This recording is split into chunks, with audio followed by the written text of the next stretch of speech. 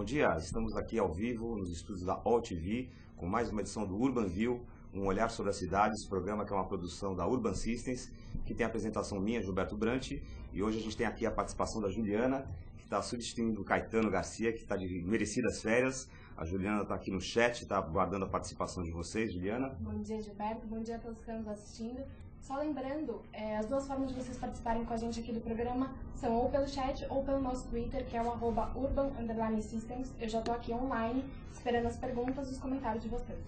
Muito bem. E hoje a gente vai falar novamente aqui de um assunto bastante interessante, um assunto que todo mundo, tenho certeza que está envolvido, todo mundo quer saber. A gente vai falar sobre mobilidade urbana, né? Um tema que afeta todos nós que estamos aqui transitando pela cidade. A gente está diariamente sendo afetado, seja quem anda de ônibus, quem anda de carro, quem anda a pé, quem anda de bicicleta, todos nós temos que diariamente transitar pela cidade e a gente sofre, né, digamos, com o trânsito, com a dificuldade. Se você é pedestre, anda a pé, você tem problema de calçada, a violência do próprio trânsito que nos afeta enquanto pedestres. Se você anda de bicicleta, você tem ausência de ciclovia, ausência de segurança enquanto você anda de bicicleta. Se você anda de metrô, você tem aí trens lotados, você tem poucas linhas de metrô. Se você anda de ônibus, você tem também, às vezes, pouco ônibus, poucos corredores de ônibus lotados. Se você anda de carro, a gente fica aí preso horas e horas em engarrafamentos. A gente tem aqui alguns dados. A metrópole paulista é a maior do país, por exemplo, São Paulo, é composta por 150 municípios que concentram 30 milhões de habitantes. Isso significa que 15% da população brasileira está distribuída em apenas 0,7% da superfície do país. Só a cidade de São Paulo concentra 25% da frota nacional de automóveis. São mais de 7 milhões de veículos convivendo com motos, ônibus e caminhões e aumentando o grau e a extensão da área de deterioração do trânsito da cidade. O paulistano já passa, em média, 11,25% do seu dia no trânsito. São 2 horas e 42 minutos diariamente indo ou voltando do trabalho ou da escola. Então, temos a outra questão também aí, que são os eventos esportivos, a Copa do Mundo, né? A gente está discutindo aqui ao longo de vários programas que a gente tem feito a questão do legado, né? A gente tem uma oportunidade única aí de fazer obras de melhoria de infraestrutura urbana que incluem a questão da mobilidade, e a gente está ansioso aí, esperando que obras que vão ser feitas para melhorar essa questão da mobilidade urbana. Então, para entender melhor a situação do trânsito, da mobilidade urbana nessas metrópoles, a gente escolheu como nosso olhar da semana o seguinte tema: mobilidade urbana, como será a São Paulo de 2030? Queremos saber e vamos discutir no programa de hoje a solução para o trânsito paulistano. A cidade pode crescer de forma sustentável? Que projetos já estão em andamento para garantir um futuro melhor? E para conversar com a gente sobre o tema, para responder a estas e outras perguntas, a gente vai conversar hoje aqui no Urban View com a Juliana Carmo Antunes. Juliana, bom dia. Bom dia. Seja bem-vinda ao Urban View.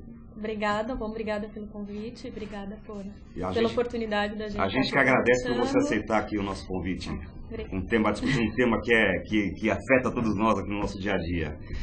A Juliana Carmo Antunes é diretora de gestão da mobilidade do ITDP, que é o Institute for Transportation and Development Policy. Ela é arquiteta urbanista com mestrado em engenharia urbana, tem 10 anos de experiência na área de consultoria em planejamento urbano e de transportes, tendo trabalhado também na elaboração de estudos socioeconômicos para avaliação de impactos ambientais de projetos de infraestrutura, tanto aqui no Brasil como no exterior. E a gente começa o nosso programa, como sempre, nossa entrevista, com o nosso quadro de Olho na Frase, que hoje traz uma colocação do secretário estadual de Transportes Metropolitanos de São Paulo, o senhor Jurandir Fernandes. Diz o Jurandir: a mobilidade urbana não acompanhou o desenvolvimento nacional. Estamos tratando do tema de uma forma irracional. Juliana, você concorda com o secretário? Olha, eu concordo, porque na verdade é o seguinte, a questão é que o tema da mobilidade, ele até hoje, essa questão até do próprio termo mobilidade, é bem recente que essa palavra vem sendo usada. Até bem pouco tempo atrás, até alguns anos atrás, a gente falava basicamente de transporte, não mobilidade. Então, todas as políticas, tudo aquilo que se discutia, os próprios planos de mobilidade, eles eram chamados planos de transporte e trânsito. Então, como que a questão ela vem sendo tratada até agora? É a questão do veículo, é a questão de arrumar espaço para que o veículo se locomova e não de propiciar condições para que as pessoas realizem suas atividades. Então, enquanto você tem em vários outros aspectos as coisas se desenvolvendo, o transporte ainda está com aquela visão de que não, é espaço para o veículo, é espaço e não para as pessoas não eram essa ideia de que da mobilidade mesmo, de pessoas podendo realizar coisas no seu espaço, ela é uma discussão um pouco nova. Na verdade, isso aí vem um pouquinho do governo do Juscelino, né? Que fica governar é construir estradas, exatamente, né? Indústria automobilística, vamos abrir... É transporte, é transportar, e não realizar suas atividades, ter condições de realizar suas atividades, com a liberdade de realizar suas atividades e de ir e vir. Então, fala-se muito dessa coisa a liberdade de ir e vir como a liberdade de entrar no seu carro e ir e vir numa estrada. Inclusive, quando a gente fala dessas políticas de restrições e esse tipo de coisa, todo mundo começa a falar que está sendo cerceado na liberdade de ir e vir. Porque a coisa ainda está muito ligada à ideia de que eu tenho a liberdade de entrar num carro, ocupar um espaço de 30 metros quadrados e ir e vir com o meu carro. E na verdade não, é a questão de ser equitativo e de que todos possam usufruir do espaço da cidade e se movimentar nesse espaço da cidade.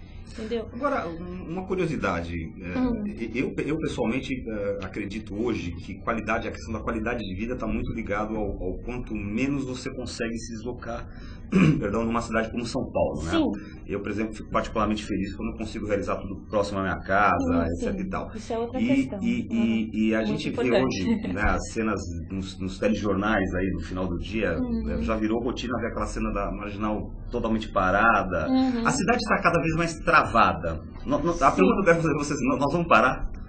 Eu acho que parar a gente não vai, porque se parar, a gente sempre acha uma solução, né?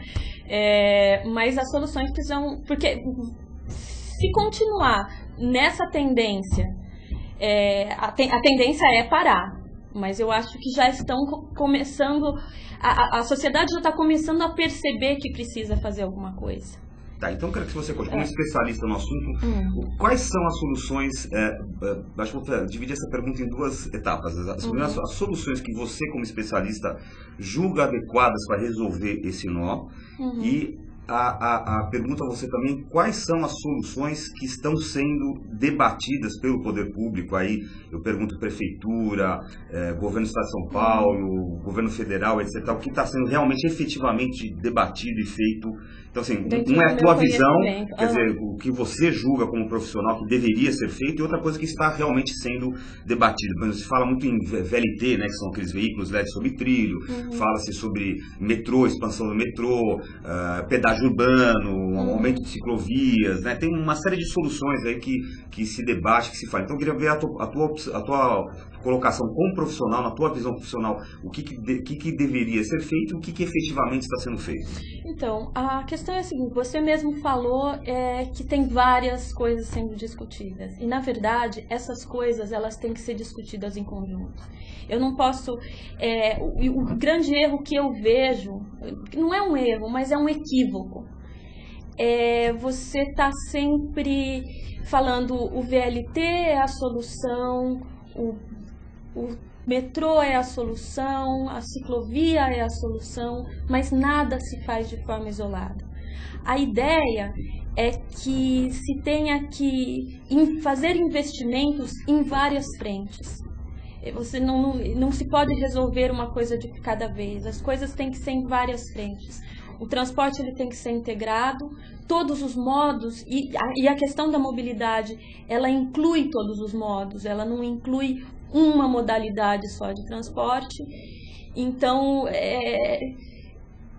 você não pode sair descartando coisas, porque você tem o transporte de massa, você tem o transporte local, você tem o transporte não motorizado, que é muito importante, principalmente para resolver as questões de viagens mais curtas, que são as ideais, né? Dentro disso até a gente pode discutir um pouco melhor, que é isso que você está falando de... O ideal é que a gente não tenha que viajar tanto, isso já é uma questão também de como que a cidade é planejada, de centralização de áreas residenciais, de áreas de emprego. Isso já é uma outra questão. O próprio Tomás Assunção, que é o presidente da Plan System, o Paulo Taquito, né, que é o sócio do Tomás, eles defendem muito essa questão das centralidades, né? Quer dizer, exato. O ideal é que você tenha centralidades dentro da cidade, onde você trabalha, tem comércio, etc., faz tudo ali como se fossem microcidades, né? Isso é um negócio que também é muito legal, que está começando a ser discutido com mais ênfase agora, que é a ideia da cidade compacta, né?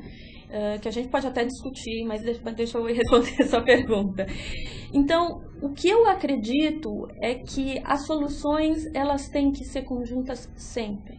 Elas não podem ser isoladas. Não é uma solução mágica para a história, é uma combinação. Não é, porque, por exemplo, se você vai falar de pedágio urbano, que até é um nome um pouco complicado, que a gente tem essa ideia do pedágio como punição, né? Na Inglaterra ele chama Congestion Charge, em Londres, né, que foi aplicado de uma forma com resultados bastante positivos. Mas que o Congestion Charge é a sua taxa de congestionamento. Se você vai congestionar, então você vai pagar por isso.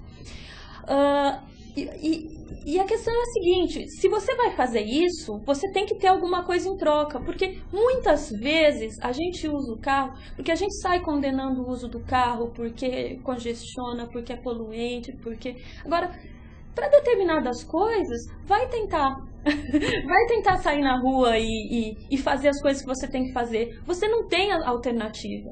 E em muitos casos, muita gente usa o carro por não ter alternativa. Por não ter nenhuma alternativa. Então, o que adianta você fazer uma política de pedágio urbano se você não vai colocar alternativa para as pessoas se locomoverem? Se é difícil se locomover, você fecha uma área central, você não consegue andar a pé porque é difícil, você não consegue ter um transporte lá dentro que é difícil. A gente não pode também achar que todo mundo vai andar só de bicicleta, ou todo mundo vai só andar a pé. Cada pessoa, se você dá opções, cada pessoa vai realizar suas viagens de acordo com as suas conveniências. Muitas vezes o carro, ele pode ser uma conveniência, você vai pagar por isso. Agora, em muitas outras situações, se você tem alternativa, você vai escolher por uma... A gente sempre faz o que é mais conveniente, entendeu? Então, por isso que não adianta, então, eu vou falar para você, pedágio urbano é a solução. Peraí, mas o que a gente tem em troca? Rede de ônibus é a solução. E aí? Vai atender as nossas necessidades? O metrô tá super legal, mas é um transporte de massa. E para as nossas viagens locais? Que a gente não consegue, às vezes, ir até a padaria porque tem que atravessar uma avenida. Então é isso. Agora, eu vejo algumas coisas positivas sendo feitas. Talvez